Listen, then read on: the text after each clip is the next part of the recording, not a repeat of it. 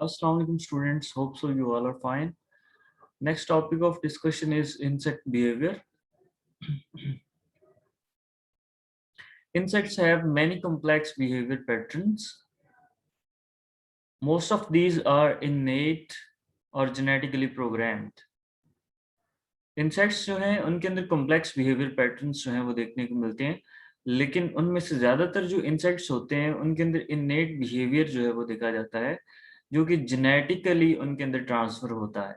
ठीक है, वो कोई भी उनका जो एक्सपीरियंस है उसके ऊपर बेस नहीं कर रहा होता, बल्कि जीन्स के अंदर ऑलरेडी ही वो इंफॉर्मेशन उनके स्टोर होती है और वो जो है जनरेशन आफ्टर जनरेशन जो है वो मुंतकिल होती जाती है। For example, a newly emerged queen in a honeybee hive will search out and try to destroy all other queen larvae and pupae in the hive. हालांकि वो जैसे ही इमर्ज करती है उसको ना ही कोई एक्सपीरियंस होता है और ना ही उसको ये पता होता है कि कौन सा जो सेल है वो वर्कर बी का है और कौन सा सेल जो है उसमें जो क्वीन है वो नरिश कर रही है। ठीक है, वो डेवलप हो रही है, तो इसके बारे में उसको कोई आइडिया नहीं है, लेकिन फिर भी ये जीन्स के अंदर जो इंफॉर्मेशन थी वो नेक्स्ट जनरेशन के अंदर ट्रांसफर हुई और उसी को ही आगे लेके चलते हैं। ठीक है, this behaviour is innate because no experiences start the potential queen. ठीक है, जो पोटेंशियल क्वीन थी जो कि नई नई अभी बनी थी, डेवलपमेंट के बाद जो इमर्ज हुई थी, that her survival in the hive required the death or dispersal of all other potential queens. कि उसको कोई एक्सपीरियंस नहीं था इसके अंदर और ना ही उसने सीखा था कि कोई उसको अपने सर्वाइवल के लिए दूसरी क्वींस को मारने की जरूरत थी। ठीक है, तो ये जो था ये उसके अंदर जेनेटिकली जो है प्रोग्राम्ड था। ठीक है, similarly no experience taught her how queen rearing cells, rearing कहते हैं जो क्वींस जो हैं वो नरिश कर रही हैं, जो नशोनुमा पा रही हैं। ठीक है, जो डेवलप कर रही हैं, क्वीन रीडिंग सेल्स, ऐसे सेल्स जिनके अंदर वो डेवलप कर रही हैं, differ from the cells containing worker larvae and pupae. और क्वींस भी थी उनके अंदर वर्कर्स भी थे, मतलब वो सेल्स के अंदर डिफरेंशिएशन उसको कोई एक्सपीरियंस नहीं था, लेकिन फिर भी वो अपनी जैसी दूसरी क्वींस जो कि अभी रियर कर रही हैं, ठीक है, वो जो है उनको दोबारा ढूंढ के जो है उसको किल कर सकती है। ठीक है, तो ये उसके जीन्स के अंदर पहले से ही मौजूद था ये इंफॉर्मेशन।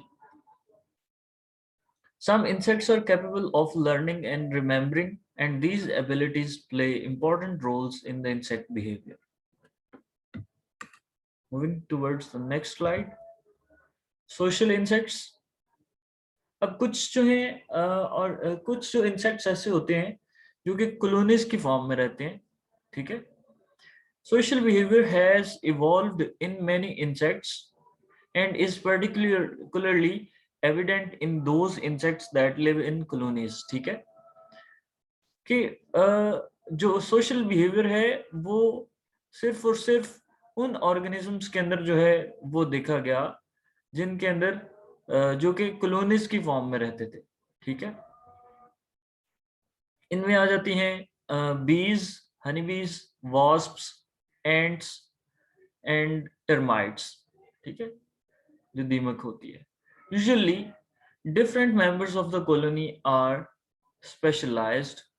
ठीक है, हर मेंबर जो है वो डिफरेंट टाइप का होता है। ठीक है, कुछ वर्कर बीज होती हैं, कुछ क्वीन बीज होती हैं, कुछ ड्रोन्स होते हैं और कुछ जो है वो सोल्जर्स होते हैं। ठीक है, often structurally as well as behaviourally. ठीक है, उनका स्ट्रक्चर भी डिफरेंट होगा और उनका बिहेवियर भी डिफरेंट होगा, स्पेसिफिक होगा, स्पेशलाइज्ड होंगे कुछ फंक्शंस के लिए। ठीक है, जैसे कि वर्कर बी है, वर्कर बी का काम सिर्फ इतना होता है कि उसने जो है जो हाइव होता है उसकी प्रोटेक्शन करनी होती है, उसको जो है साफ करना होता है। इसके अलावा ग्रूमिंग होती है, जो क्वीन बीज होती हैं और ड्रोन्स जो हैं उनकी ग्रूमिंग करनी होती है।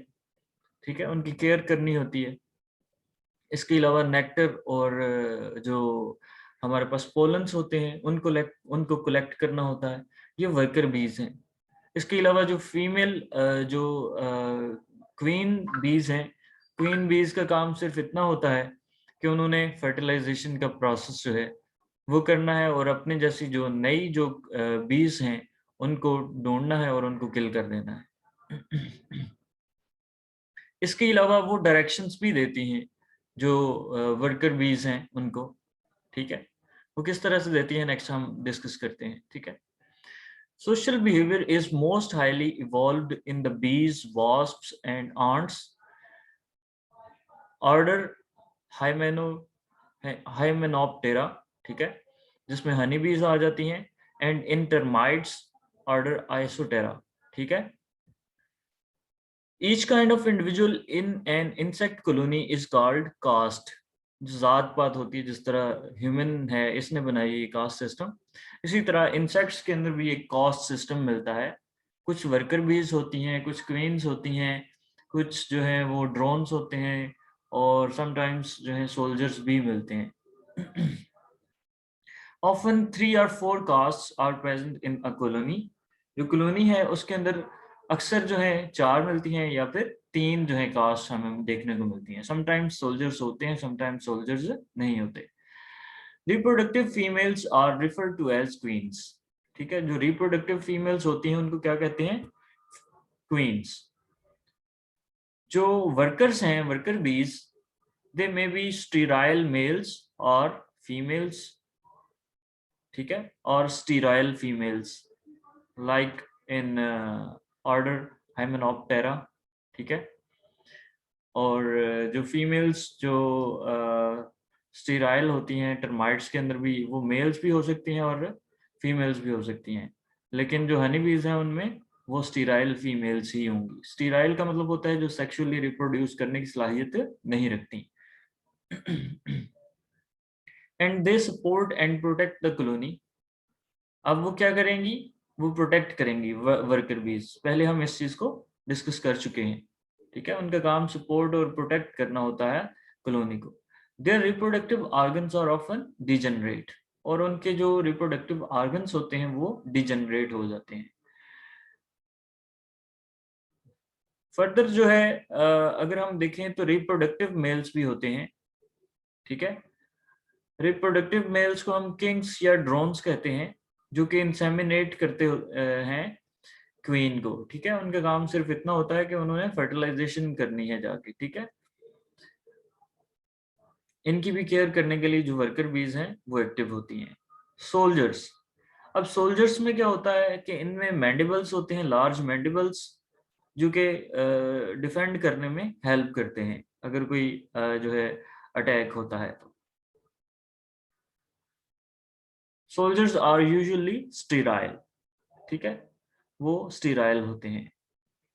Honey bees have 3 of these caste in their colonies, ठीक है। हनी बीज के अंदर हमें 3 कास्ट जो है वो मिलती हैं, वैसे तो 4 हैं, लेकिन समटाइम्स कुछ ऐसे जो है ग्रुप्स हैं, ऑर्डर्स हैं, जिनके अंदर हमें सिर्फ 3 कास्ट मिलती हैं। A single queen lays all the eggs. सिर्फ एक ही क्वीन होती है, वो सारे के सारे एग्स ले करती है। अब जो वर्कर बीज होंगी, दे आर फीमेल्स, ठीक है, और वो स्टीराइल होती हैं। And they construct the comb out of the wax, ठीक है। अब वो वैक्स रिलीज करती हैं और उस वैक्स से क्या बना देती हैं? कॉम्ब, छत्ता जिसको कहते हैं, ठीक है, दैट दे प्रोड्यूस, ठीक है। They also gather nectar and pollen. वो नेक्टर और पोलन, नेक्टर जो है ये रस होता है, फूलों का रस, उसको गैदर करते हैं। इसके अलावा पोलन को feed and feed the queen and drones, उनको फीड करते हैं ताकि वो डेवलप कर सके। Care for larvae and guard and clean the hive, ठीक है। लार्वी को केयर और प्रोटेक्शन देती हैं, इसके अलावा जो है हाइव को क्लीन करती हैं और गार्ड करती हैं, ठीक है। These tasks are divided among workers according to age. अब जो वर्कर्स हैं उनके दरमियान ये जो डिवीजन ऑफ लेबर है एज के मुताबिक होती है, ठीक है।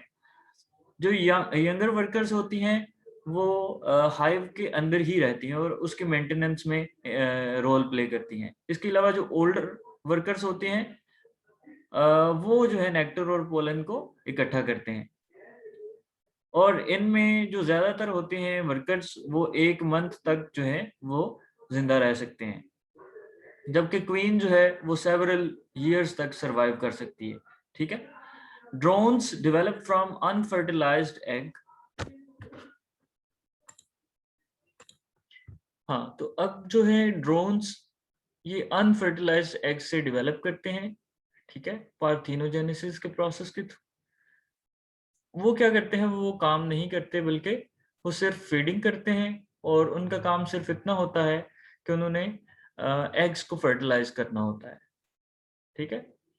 They are fed by workers until they leave the hive to attempt mating with a queen. ठीक है, क्वीन के साथ मेटिंग के लिए वो हाइव को लीव कर देते हैं। A pheromone that the queen releases. अब क्वीन क्या करती है, क्वीन को पता है कि उसकी तरह की दूसरी जो क्वींस हैं उनके लार्वे और प्यूपे जो हैं वो नरिश कर रहे हैं, रियर कर रहे हैं। अब वो क्या करेगी, वो एक फेरोमोन जो है एक केमिकल रिलीज कर देगी। ठीक है, और ऐसे फेरोमोन को कहते हैं कास्ट रेगुलेटिंग फेरोमोन। ये क्या करेगी, controls the honey bee caste system. अब क्या होगा, वर्कर्स जो हैं वो लिक करेंगे और ग्रूम करेंगे क्वीन को। जैसे ही वो उसके करीब आएंगे वर्कर्स, तो वो क्या करेंगे, उन जो फेरोमोन्स उसने रिलीज किए हैं वो उनको रिसीव करेंगे, पिकअप करेंगे and pass to the other workers, और दूसरे वर्कर्स तक पहुंचा देंगे। ठीक है, अ कास्ट रेगुलेटिंग फेरोमोन।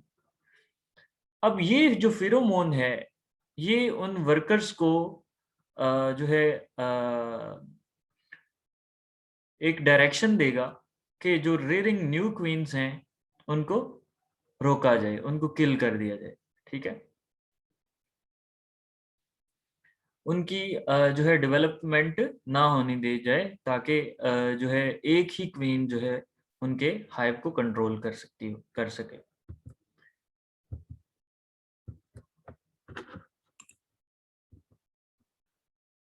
अच्छा, अब यहाँ पे ये जो कॉस्ट हैं ये किस बेस पे बनती हैं? आप लोगों ने देखा था कि रॉयल जेली जो है, जितनी ज़्यादा कोई उसकी अमाउंट जो है कोई बी फीड करेगी, उतनी ज़्यादा उसके अंदर क्वीन की कैरेक्टरिस्टिक्स जो हैं वो पैदा होंगी। ठीक है?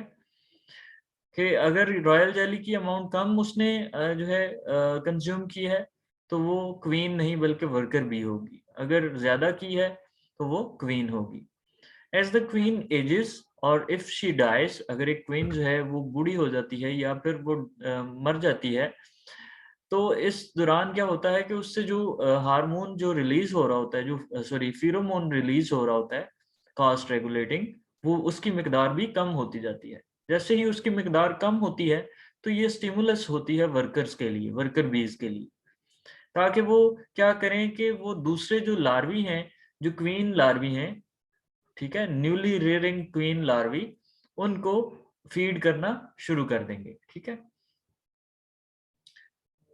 और वो जो है सेवरल फीमेल लार्वी को इस तरह डेवलप करवाएंगी हाइव के अंदर। ठीक है, उनमें से जब एक नई फिर से बन जाएगी वो भी डायरेक्शन देगी और दूसरी जो हमारे पास रेयरिंग क्वींस होंगी उनको जो है वो मार दिया जाएगा। ठीक है, उनको रियर नहीं किया जाएगा। This food contains chemicals that promote the development of queen characteristics. अब ये जो स्पेशल टाइप की फूड है, ये रॉयल जेली, ठीक है, इसके अंदर केमिकल्स होते हैं जो कि क्वीन कैरेक्टरिस्टिक्स की डेवलपमेंट को प्रमोट करते हैं। The larvae that receive royal jelly develop into queens and they emerge. The new queens begins to eliminate each other until only one remains। ठीक है, और सिर्फ एक वक्त पे एक ही क्वीन होगी जो कि उसको कंट्रोल कर रही होगी पूरे सिस्टम को। द क्वीन दैट पूरी कॉलोनी को, the queen that remains goes on mating flight and mating के बाद जो है वो दोबारा से कॉलोनी में रिटर्न करेगी। ठीक है, where she lives for several years. ठीक है, और इस दौरान जो है वो सारे के सारे एग्स वो ही ले करेगी। ये हनी बी की एग्जांपल हम देख रहे हैं। उसके बाद है the evolution of social behaviour involving many individuals living no offspring. ठीक है, अब सोशल बिहेवियर की जो एवोल्यूशन है उस दौरान कुछ इंडिविजुअल्स ऐसे होते हैं जो कि अपने आप को सैक्रिफाइस कर देते हैं। ठीक है, and sacrificing individuals for the perpetuation of the colony, ताकि वो अपनी नस्ल को आगे चला सकें। ठीक है, लेकिन वो जो स्पेशल टाइप वो जो जिन्होंने ये सैक्रिफाइस किया है, वो अपने पीछे कोई ऑफस्प्रिंग्स नहीं छोड़ेंगे। तो इसलिए ये जो सोशल बिहेवियर है इसकी एवोल्यूशन हुई है। ठीक है, इसने has puzzled evolutionist for many years. तो इससे जो है जो एवोल्यूशनिस्ट हैं उनको कई जो है सालों तक इस सोच में रखा कि ये कैसे हुआ। ठीक है, ये इनके अंदर इतनी कॉम्प्लेक्स जो है सोशल बिहेवियर किस तरह से डेवलप हुआ। It may be explained by the concepts of kin selection and altruism. Altruism कहते हैं बेटा जज्बा इसार को, किन सिलेक्शन के जो है अपने जो नस्ल है उसको बरकरार रखना। ठीक है, तो यहाँ पे हमारा टॉपिक जो है वो क्लोज होता है। फर्दर जो है अगर क्वेरीज हुई तो वो हम कल क्लास में डिस्कस कर लेंगे। ठीक है बेटा, अल्लाह हाफिज़।